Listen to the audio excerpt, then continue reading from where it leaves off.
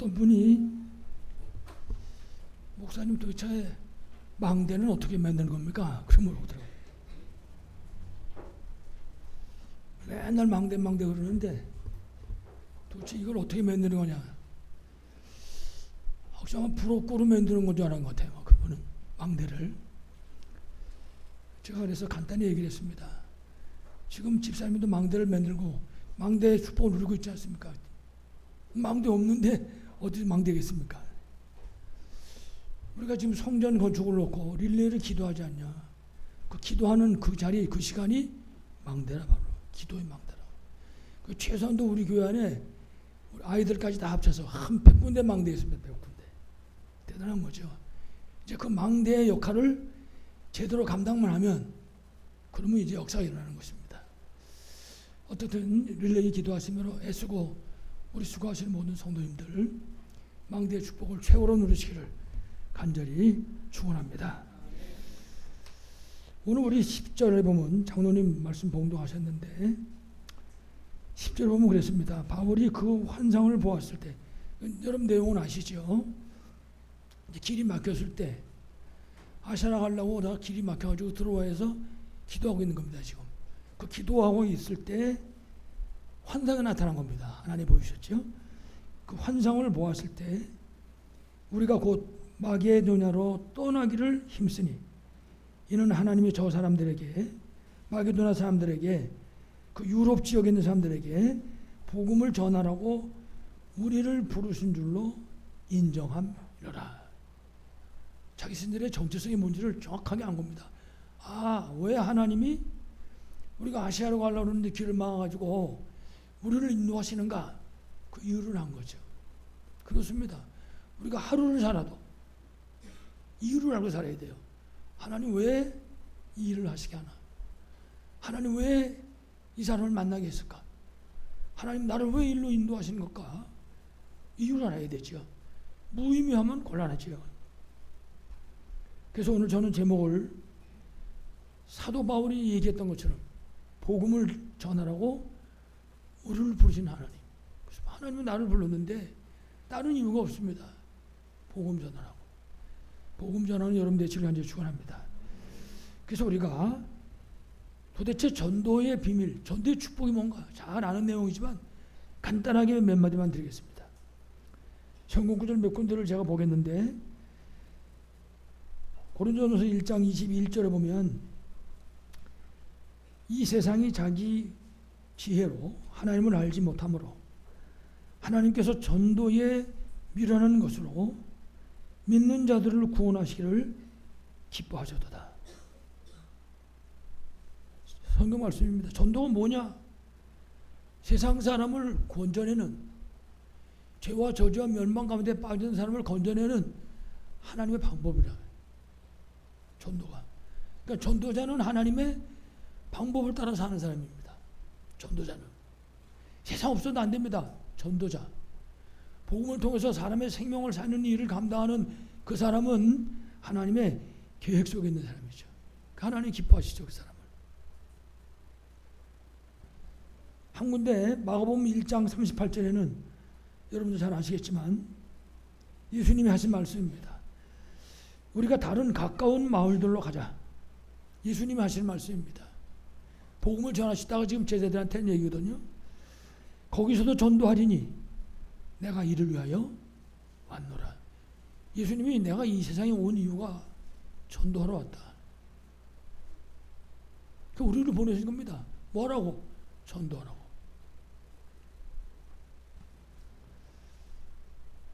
그래서 십자가에서 모든 문제를 해결하시고 부활하신 그리스도의 마지막 메시지, 우리가 부활 메시지 그렇게 말하죠.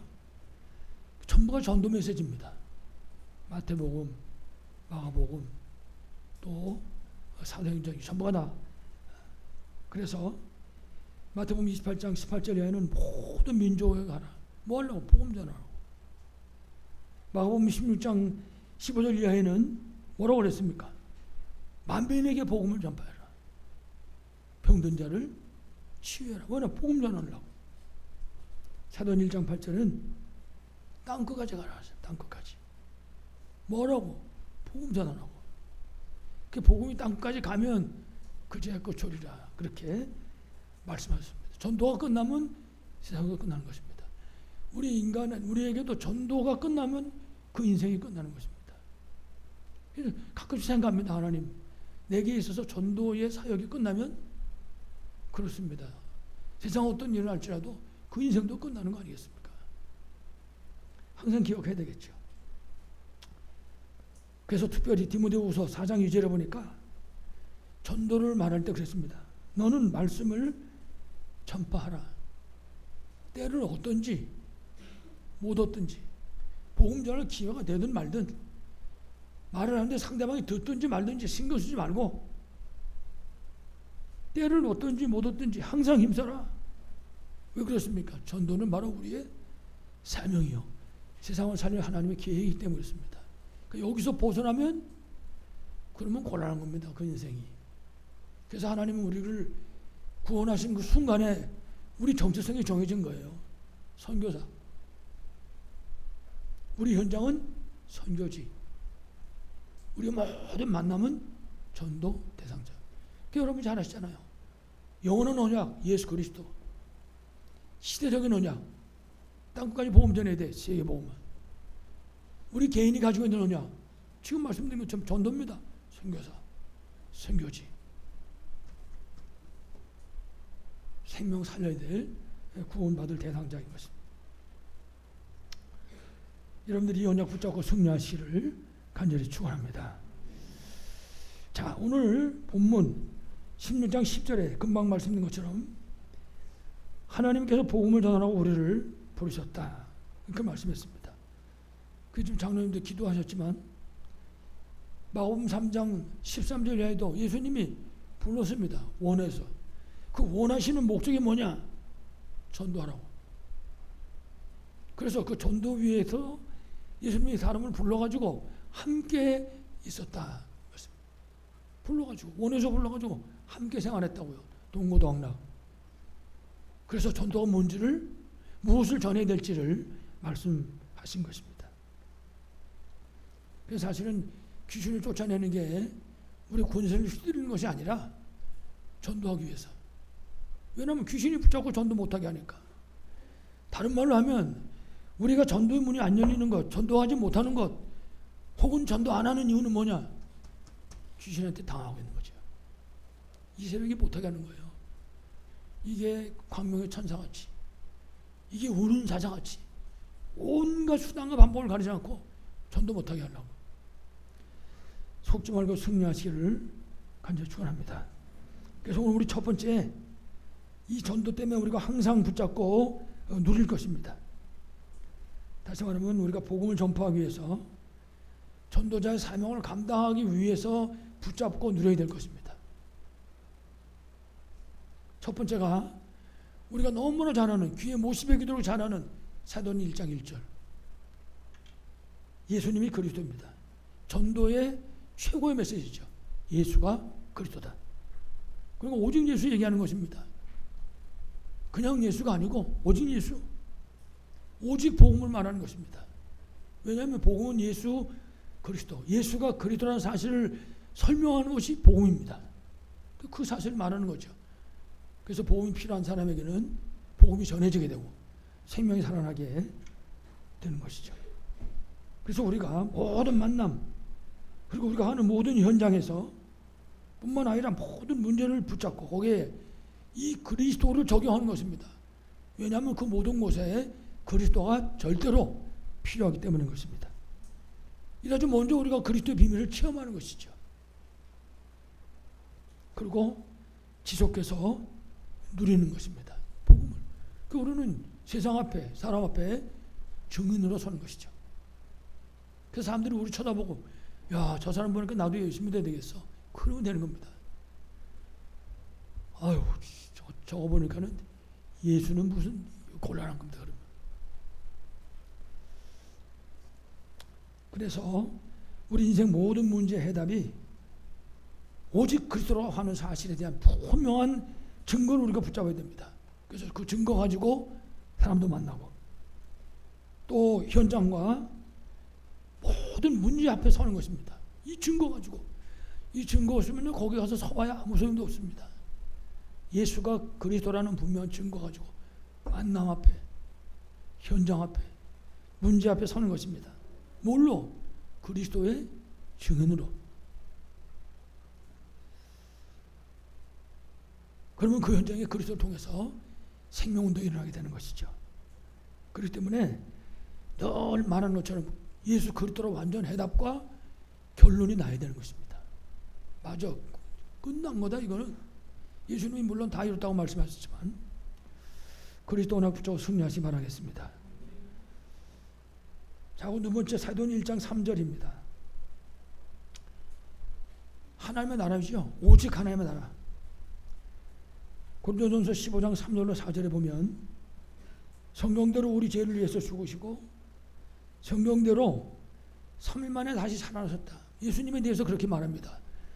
그렇게 죽으시고 살아나신 그리스도께서 감람산에서 제자들에게 40일 동안 말씀하셨는데 무슨 얘기했습니까?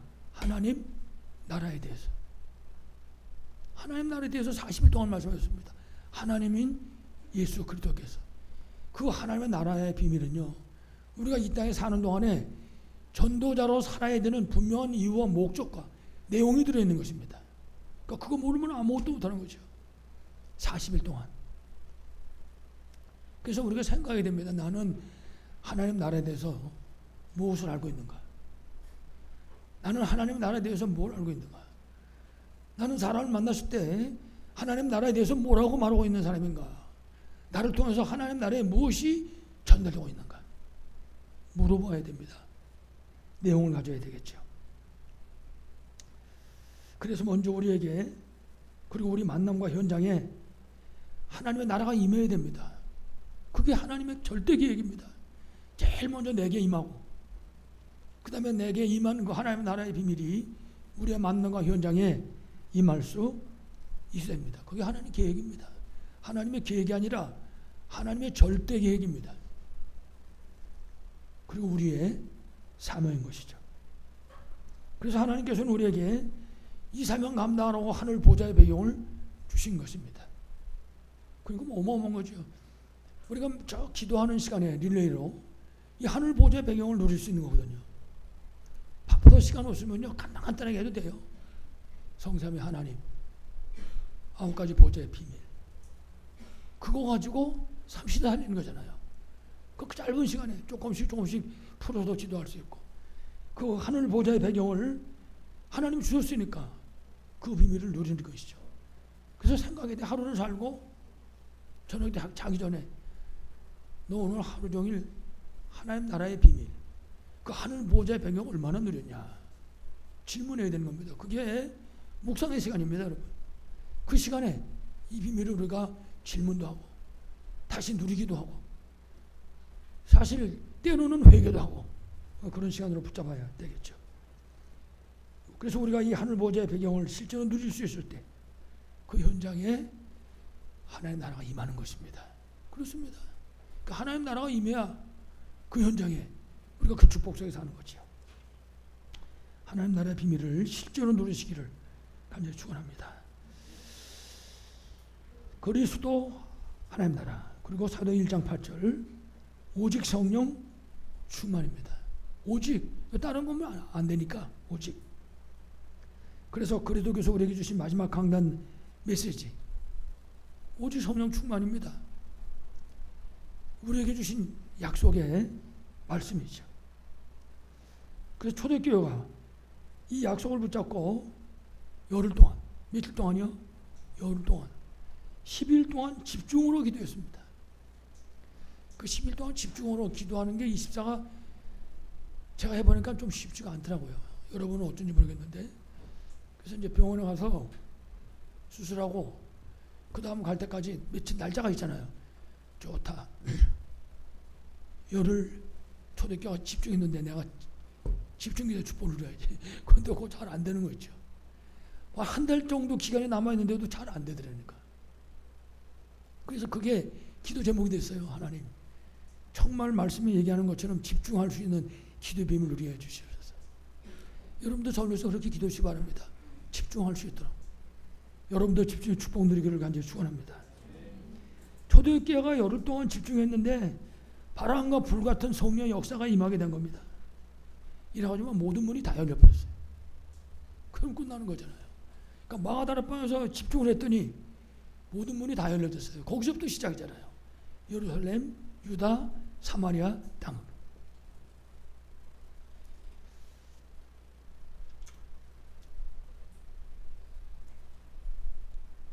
그래서 지금 말씀드린 것처럼 우리도 초대교회처럼 이 주신 언약 붙잡고 우리가 이 비밀 누릴 때 초대교회 같은 성령 충만의 역사가 임하게 되는 것입니다.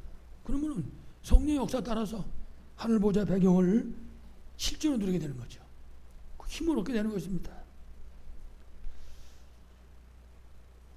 그러면 우리가 진짜 힘과 답을 가지고 그리고 치유의 증거 가진 그리스도 하나님 나라 성령 충만의 증인으로 그야말로 237 살려는 망대의 사명을 감당하게 될 것입니다. 이 응답 누리기를 간절히 축원합니다. 자, 오늘 두 번째입니다. 큰 두 번째인데 하나님이 사용하신 성경의 증인들입니다. 망대의 축복을 누린 사람들이죠. 전도자들입니다. 먼저 구약시대의 증인들입니다. 창세기 3장 15절 보면 여자의 후손이 뱀의 머리를 상하게 할 것이요. 여러분 잘 아시지만은 창세기 3장의 원죄 사건이 일어나자마자 하나님께서 주신 언약의 말씀입니다. 그런데 여자의 후손은 장차 오실 그리스도를 예표하는 것입니다. 여자의 후손이 도대체 누구냐? 그 시대는 안 오셨잖아요. 그런데 창세기 3장 15절의 여자의 후손은 장차 오실 유대나라 땅 베들레헴 말구육간에 오실 바로 그리스도이신 예수님, 그분을 예표하는 것이다. 아직 안 왔지만 그래서 우리가 창세기 3장 15절 원시복음 그렇게 말하는데 첫 번째로 주신 복음입니다. 그 첫 번째로 주신 복음이 도대체 무슨 복음이냐? 장차 오실 그리스도를 예표하는 복음이다. 실제 그리스도가 아직 안 오셨어요. 그런데 그분이 오실 약속의 말씀을 주신 것입니다. 그런데 구약시대는요, 신약시대에 오셨을 때하고 약속만 주실 때하고 효력이 똑같다고 말이에요. 그래서 구약시대는 이 예언의 말씀을 붙잡은 예표만 붙잡고도 승리했다고 말이에요. 구약시대는 모든 사람이 한 명도 빠짐없이 뭐 약속만 붙잡았다 가지고 뭐 능력이 떨어지고 그런 게 없는 거죠. 여러분 잘 아시는 창세기 요셉 보시기 바랍니다. 이 예언의 말씀을 붙잡은 거예요. 이 언약을 아직 그리스도께서 오시지 않았습니다. 조상들로부터 계속해서 들어왔던 그리스도의 예표, 이 메시아 언약을 붙잡은 것입니다. 그 시작은 창세기 3장 15절인 거예요. 그래서 그 언약으로 붙잡고 승리한 사람이죠, 요셉. 그러니까 지금도 똑같습니다. 이와 같이 하나님은 구약시대에 예언된 그 그리스도 언약을 믿음으로 붙잡은 그 사람을 하나님은 사용하신 겁니다. 그 사람이 승리할 수 있도록 축복하신 것이죠. 여러분도 이 언약 붙잡고 승리하시기를 간절히 축원합니다. 몇 사람 좀 더 볼까요? 출애굽기 3장 18절. 하나님 모세에게 희생제사를 드려라 그랬습니다. 바로 왕한테 와서 말하려는 거예요. 내 백성을 데리고 가나안 땅으로 가야 된다. 그러니까 우리는 저 광야에 나가서 희생제사를 드려야 된다. 우리 하나님 여호와가 희생제사 드리라고 말했다. 그 희생제사는 모세가 바로 호렙산에서 하나님께 받은 그 언약입니다. 언약으로 다시 말하면 갈보리산 십자가의 그리스도를 예표하는 것입니다. 희생제사를 드릴 때 양을 잡잖아요. 양을 잡고 피를 흘린다고요. 그 양이 누구를 상징하는 것입니까? 예수 그리스도. 그 희생제사의 주인공이 누굽니까? 예수 그리스도. 그리스도를 예표하고 있는 거죠. 그러니까 구약 성경도 하나도 모자람이 없는 것입니다. 어떤 사람들은 유대인들이 구약 성경만 들고 있는데 그리스도에 대한 정확한 약속을 못 들어가지고 그래가지고 실패했다. 그렇게 얘기하더라고요. 천만의 말씀입니다. 구약 성경에도 피가 계속 흐르고 있습니다. 그리스도의 피가. 좀 핑계인 거죠. 그래서 모세가 이 예언의 말씀을 붙잡고 이 예표의 언약을 붙잡고 애굽으로 갔습니다. 애굽으로 갔는데 그야말로 예수 그리스도 앞에 천하 만물이 복종하는 것처럼 모든 것이 무릎을 꿇었습니다. 바로가 항복을 하고 홍해 바다가 갈라지고 광야에서 행진에 승리하고 언약궤와 성전과 모든 응답의 역사가 전부 시작된 것입니다. 완전히 승리할 수밖에 없었죠. 다시 말하면 그리스도의 그림자만 붙잡고 갔는데 승리한 것입니다. 5번 붙잡고 갔어요? 그리스도의 그림자만 붙잡고 갔다고요. 근데도 완전한 승리를 거는 것입니다. 지금 말씀드린 것처럼 그리스도입니다. 빌립보 3장 21절.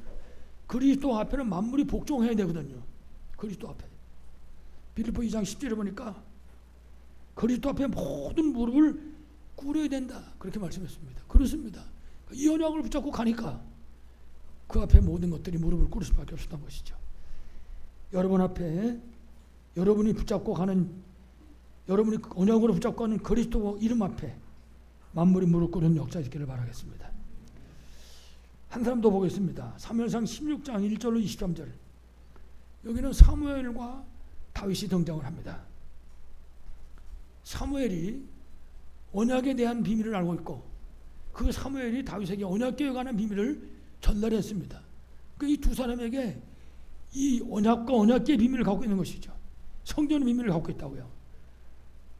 다시 말하면 그리스도의 예표인 것입니다. 언약궤, 성전. 이 예배당 성전은 그리스도의 몸된 성전이라고 그래요. 우리가 그리스도를 예표하는 것이죠. 당시에. 그러니까 사무엘과 다윗은 그리스도를 예표하고 있는 언약궤와 성전을 마음에 담은 것입니다. 그러면 끝나는 거죠. 그러니까 하나님은 다윗을 보고 이세 아들 다윗을 만나니 내 마음에 합한 자다. 하나님의 재원 계획을 다 이루겠다 그랬어요. 왜 그렇습니까? 가슴에다가 그리스도를 담았다고요. 가슴에다가. 여러분의 가슴속에 사무엘과 다윗같이 그리스도가 담기는 축복이 있기를 바라겠습니다. 이와 같이 구약시대는 그리스도의 그림자만 붙잡았는데 전부 완전 승리를 거둔 것입니다. 또 한 가지는 이제 신약시대입니다. 이제 신약시대는 그럼 도대체 뭐냐? 신약시대는 그 그림자의 실체가 오신 것입니다. 주인공이 오셨다고 말해요. 그분이. 다시 말하면 신약시대는 그림자가 아니라 주인공, 실체가 오신 것입니다. 그 신약시대입니다. 그것이. 그래서 마태복음 1장 21절에도 아들을 낳으려니 이름을 예수라 하라. 이는 그가 자기 백성을 그들의 죄에서 구원을 자심이라 하니라. 그렇습니다. 예수가 그리스도라고 말해요. 그래서 그리스도이신 예수께서 사람의 몸으로 이 땅에 오신 것입니다. 그래서 우리가 성육신 그렇게 말하죠. 성육신. 요한복음 1장 14절에 말씀이 육신이 되어 우리 가운데 오셨다 이렇게 말씀하죠. 그분이 십자가에 못 박히신 것입니다. 왜 그러냐? 희생제사의 주인공입니다. 그분이 창세기 3장 15절의 주인공인 것입니다. 십자가에서 다 이루시고 부활하셨습니다. 그분이 그리스도이시기 때문에, 그분이 하나님이기 때문에 그렇습니다. 중요한 건 지금 우리와 함께 하신 줄로 분명히 믿습니다. 그렇다면 여러분 생각해 보시기 바랍니다. 구약시대의 이 복음에 그림자만 붙잡았는데도 역사가 일어났습니다. 완전 승리였거든요. 요셉도 모세도 사무엘도 다윗도 전부가. 자, 지금은 어떻게 됐습니까? 그 그리스도께서 오셔서 우리와 함께 하십니다. 영접하는 자 곧 그 이름을 믿는 자들에게는 하나님의 자녀가 되는 권세를 주셨으니. 그렇습니다. 그분이 지금 우리 안에 우리와 함께하고 계신 것입니다. 장로님 기도하면서 그랬어요. 임마누엘의 비밀. 그렇습니다. 최고의 축복이죠. 우리와 함께하니까. 그래서 우리가 이 함께의 비밀을 오직 누릴 수만 있다면 마가복음 3장 13절에서 말하는 것처럼 원에서 부르시고 제일 먼저 하신 게 뭡니까? 함께 있게 하시고 예수가 그리스도인 증거를 얻을 수 있도록, 예수가 그리스도인 체험할 수 있도록 함께 있게 하시고, 그래서 우리가 그 함께의 비밀을 오직 누릴 수만 있다면 우리 앞에 일어나는 어떤 문제가 오든지 간에 그거는 갱신의 기회가 될 것입니다. 저한테 찾아온 것들이 문제라 그러면 사실은 작은 문제가 아니죠.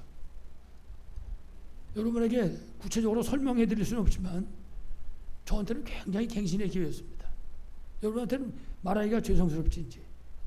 왜냐면 뭐 얘기하면 수치를 드러내는 것 같으니까 창피하니까 말을 안 합니다. 말을 안 하는데 저한테 사실 굉장히 갱신의 기회가 됐다. 그러니까 뭐 갱신하는 데 있어가지고 병이 빨리 낫다거나 안 나고 그건 상관없는 거죠. 낫든지 안 낫든지 그건 상관없는 거고 그건 하나님께 달려있는 거고 우리 앞에 생긴 그 어떤 문제를 할지라도 우리가 이 그리스도의 비밀을 누릴 수만 있다면 분명히 갱신의 기회가 될 수 있다.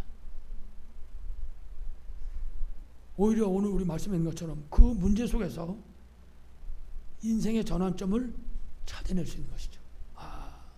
하나님이 이 방향이 아니라 이 방향을 말씀하시는구나 알게 하는 거죠. 여러분 오늘 우리 본문에 나오는 그 바울팀을 보시기 바랍니다. 하나님 우리에게 갱신과 전환점을 말씀해 주기 위해서 지금 보여주신 내용이 있거든요. 그들의 삶이 언약 붙잡은 증인의 삶인데 하나님께서는 그리스도로 해답 결론 낸 이 바울과 그 바울팀 신라가 특별히 후원했지요. 그 발걸음마다 인도하신 것입니다. 다시 말하면 그리스도를 주인으로 모신 복음의 사람 전도자의 그 발걸음을 하나님이 인도하신 거죠. 이게 갱신하지 않으면 전환점이 뭔지 모르면 못 따라가는 겁니다. 아무리 인도해도. 여러분 아시는 것처럼 저들이 가던 아시아로 가던 발걸음이 맥혔잖아요. 그래서 본문에 드로아에서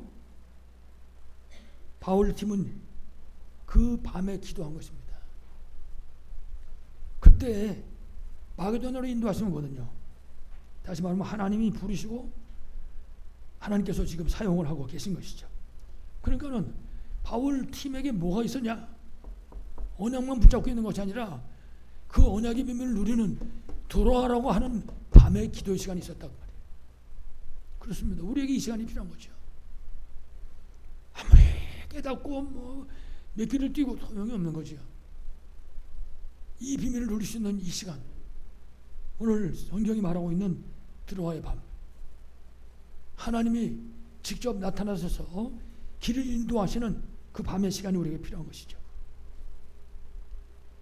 그래서 하나님께서는 이와 같이 오늘 바울 팀을 인도하신 것처럼 우리가 복음을 전하라고 우리를 부르신 것입니다. 그럼 우리가 뭐가 필요합니까? 그리스도 언약을 붙잡아야 돼요. 함께하는 비밀을 누려야 된다고요. 그래서 우리에게 뭐가 필요해요? 드로아의 밤이 필요하다. 절대 필요합니다. 그냥 밤에 기도하는 소리가 아닙니다. 분명한 하나님이 주시는 갱신과 전환점의 축복을 누릴 수 있어야 할 것입니다.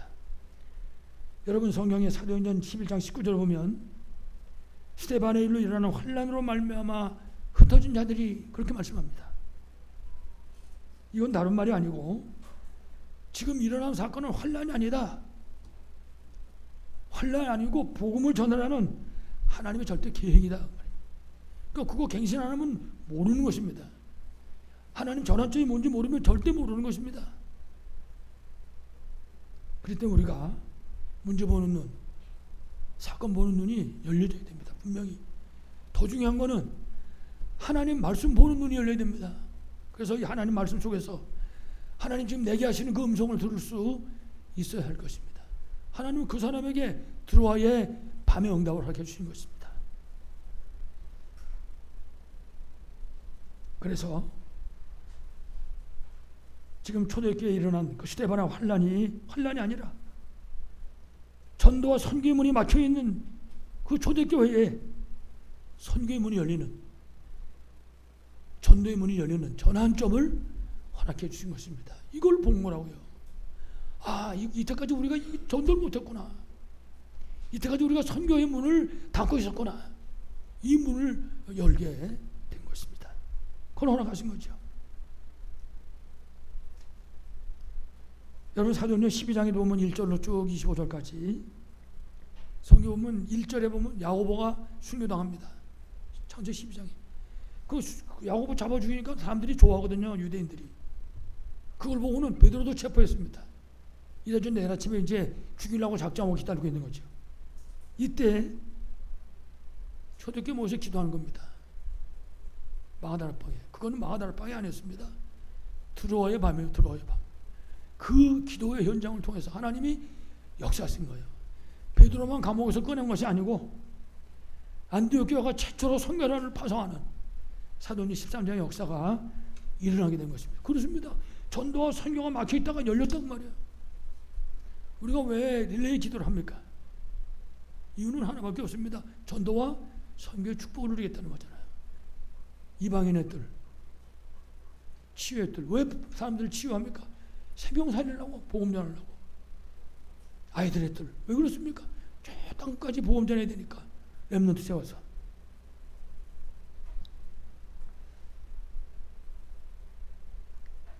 초대교회는 이래가지고 전도의 전환점을 맞게 된 것입니다. 그러니까 뭐 전환점의 응답을 실존 누린 거죠. 오늘 본문도 우리가 볼 때 응답이 오지 않는 것처럼 문이 막힌 것처럼 보일 수 있을 것입니다. 아시아로 가려고 그러는데 지금 성령께서 말씀을 전하지 못하게 했다 그랬어요. 16장 6절에 보면 성령이 아시아에서 말씀을 전하지 못하게 하심으로 생각해 보세요. 전도자가 지금 가는데 길을 막았다 그 말입니다. 그러면 가지 말라는 거구나. 일이 될 수 있는 거거든요. 그런데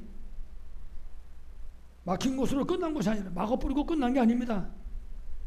하나님께서 이들의 발걸음을 마게도나로 인도하셨다. 그 마게도나로 인도하신 발걸음 앞에 드로아의 밤이 있었다 그 말입니다. 그렇습니다. 인도받는 성령의 역사를 사실로 체험하는 복된 밤에 있었던 것이죠.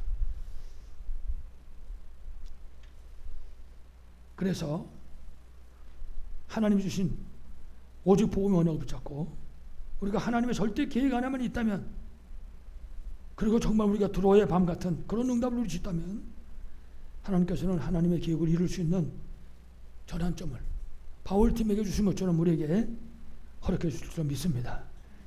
정말 하나님이 사용하시는 복음의 증인으로 승리하시기를 간절히 축원합니다. 마지막 결론입니다. 자, 그러면 우리에게 응답이 없을 때, 길이 막힌 것 같을 때 우리는 도대체 어떻게 하면 되겠습니까? 먼저 알아야 될 것, 결론 내야 됩니다. 먼저 알아야 될 것. 응답이 없는 것이 아니고 길이 막힌 것이 아니고 하나님의 절대 계획이 성취될 시간표다. 이거는 여기 결론을 내려버려야 됩니다. 아까도 요셉 얘기를 했는데 요셉의 노예 생활이나 감옥 생활 같은 것들은 응답이 없는 게 아니었습니다. 하나님의 더 큰 계획이 성취될 그런 시간표였었죠. 그 요셉이 이걸 못 깨닫고 탈출을 한다든지, 요즘 사람들처럼 이거 못 깨닫고 에레 차라리 죽어야 되겠다. 그 인생을 끝나버린다는 거예요. 그러면 아무것도 안 되는 거거든요. 근데 이 내용을 알고 있는 거예요, 요셉은. 그러니까 그 있는 현장에서 노예가 됐든지 감옥에 갔든지 함께 비밀을 임마누엘 누리는 거죠. 그러니까 요셉은요, 매 순간순간 드로아의 밤이었어요. 응답을 받는 거예요, 거기서. 모세의 미디안 광야 생활도 마찬가지죠. 그게 실패가 아니잖아요. 40년 동안 실패했다, 그렇게 볼 수도 있지만 천만의 말씀, 하나님의 최고 계획을 이룰 수 있는 시간표인 것입니다. 무엇보다도요, 그 광야 40년 동안에 창세기 정리가 다 끝난 거예요. 학자들이 이구동성으로 말했잖아요. 그 모든 환란 같은 환경들이 결국은 승리의 전환점이었던 것입니다. 오늘 우리 본문도 전도자 바울의 그 무응답의 때에 하나님이 말씀하시는 것입니다. 꽉 막힌 시대, 6절에 성령이 아시아에서 말씀을 전하지 못하게 하시거늘 얘기했잖아요. 전도문이 막혔단 말이죠. 내가 하고 있는 일이 막혔다고 말해요. 내가 237 언약을 붙잡고 지금 하고 있는 일이 막혔다고 말해요. 237하고 상관없는 거는 상관도 없어요. 237하고 관계됐을 때. 그러나 우리가 그런 환경 속에서 낙심이나 원망하지 말고 그 밤에, 드로아의 밤에 응답을 누리는 것입니다. 그 바울을 팀은 집중기도 속으로. 그래가지고 하나님의 절대 계획이 무엇입니까? 그거를 구한 거죠. 그 절대 계획을 구하는 그 밤에 마게도냐에서 사람을 부르는 거예요. 그렇습니다. 마게도냐의 문이 열리는 전환점의 역사라는 거죠. 아시아로, 두아시아로 가도 말걸음이 유럽으로. 그 유럽으로부터 시작해가지고 복음이 전 세계로 퍼졌잖아요. 하나님이 하신 역사인 것입니다.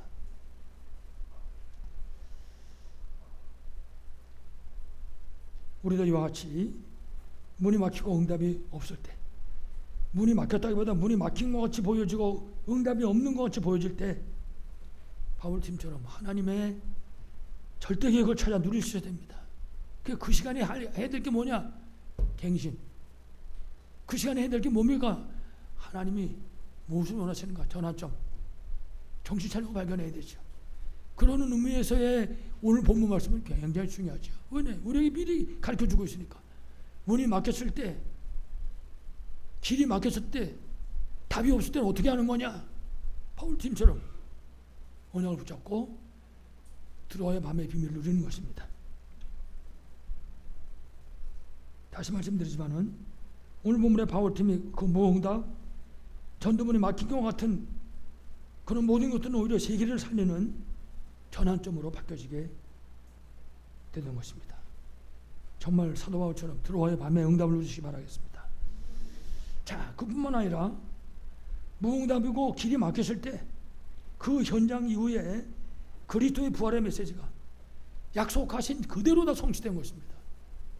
모든 족속에게, 만민에게, 땅끝까지 복음이 증거된 거죠. 오늘 아침에 교회를 오는데 그 FEBC 기독교 방송국이죠. 거기도요. 극동 방송인데 그걸 이렇게 틀어놓고 오는데 교회 가까이 오면 그 아나운서가 과거에 오늘 일어났던 일들에 대해 설명을 해요. 그래서 우리나라에 왔던 선교사들 얘기를 쭉 하더라고요. 그래서 미국에서 선교사가 제일 먼저 오고, 그 다음에 영국에서 오고, 그 다음에 오스트레일리아에서 오고, 그 다음에 캐나다에서 오고, 이렇게 선교사가 들어왔다 얘기를 하면서 어디서 온 선교사 이름은 뭐고, 머리 아파서 이름 모르겠는데, 제가 그 말씀을 이렇게 보면서 사도 바울의 발걸음이구나. 저 발걸음이 사도 바울을 통해서 여기까지. 그렇습니다. 그래가지고 그 사람들 이름을 다 적어놨더라고요. 제일 먼저 어느 선교사가 오고 누가 오고. 그렇습니다. 사도 바울의 발걸음이 들어와의 밤에, 그 다음에 마게도나부터 시작해가지고 여러분 아시는 것처럼 빌립보로, 에베소로 쭉 전해나가잖아요. 우리 교회 발걸음, 여러분의 발걸음이 그런 발걸음 되기를 간절히 축원합니다. 만약에 응답이 없거나 문이 막힌 것 같은 그런 일이 우리 앞에 생긴다면 어떻게 하면 좋겠습니까? 아까 얘기한 것처럼 신망하거나 낙심하지 말아야 됩니다. 왜냐? 복음이 있고 기도할 수 있으니까. 바울에게 복음이 없다, 기도할 수 없었다 그러면요 거기 주저앉아야 됩니다. 엘리야처럼 나를 불러가십시오 그래야 되는 거죠. 그죠?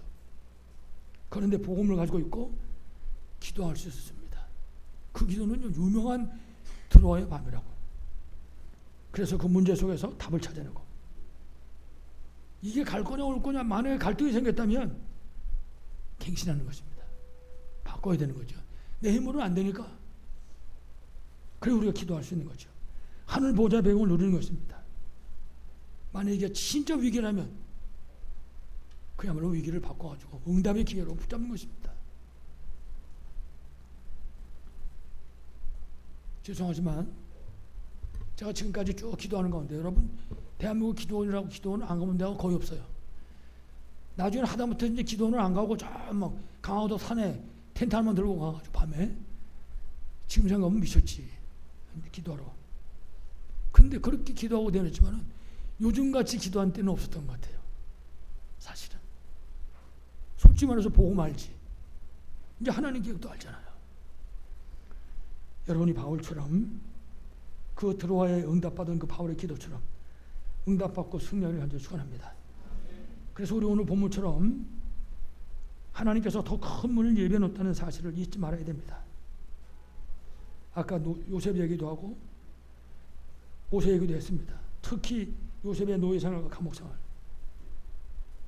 그 고난의 때, 무응답 같은 그 때를 넘어서서 총리의 자리에, 세계를 살리는 자리에 이르게 된 것이죠.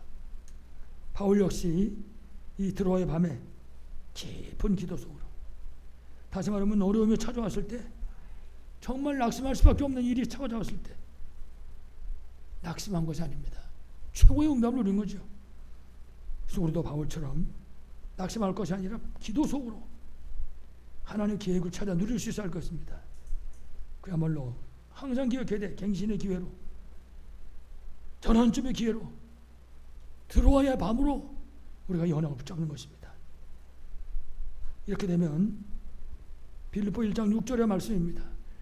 너희 안에 착한 일을 시작하시니까 그리스도 예수의 날까지 이루실 줄을 우리는 확신하노라. 그렇습니다. 우리가 언약을 붙잡으면 일은 누가 해요? 하나님 하신다. 그렇습니다. 바울의 언약 붙잡고 기도하니까 역사는 하나님 하시는 겁니다. 마게도냐로, 에베소로, 빌립보로 하나님이 여러분의 언약 잡으면 역사는 하나님 하십니다. 여러분 가정에서, 여러분 가문에, 여러분 직장 현장, 학업 현장에 하나님이 역사하신 것입니다. 사랑하는 여러분, 393 보좌의 배경과 세 가지 뜰이 회복된 성전운동으로, 전도운동이죠. 237 5천주족 살리는 전도 망대의 축복을 누리는 여러분 다 되시기를 간절히 축원합니다. 하나님 은혜를 진심으로 감사드립니다. 복음을 전하라고 우리를 부르신 줄을 믿습니다. 살아계신 아버지 하나님, 주신 언약을 붙잡게 하시고 주께서 원하셔서 부르셨사오니 함께 의미를 최고로 누리게 하여 주시옵소서. 우리 전 성대가 부활의 메시지를 붙잡게 하시고 모든 삶의 현장 속에서 전도자로 승리할 수 있도록 축복하여 주시옵소서. 전도의 막내를 쌓는 최고의 축복을 누리게 하여 주옵소서. 주 예수 그리스도 이름으로 기도합니다.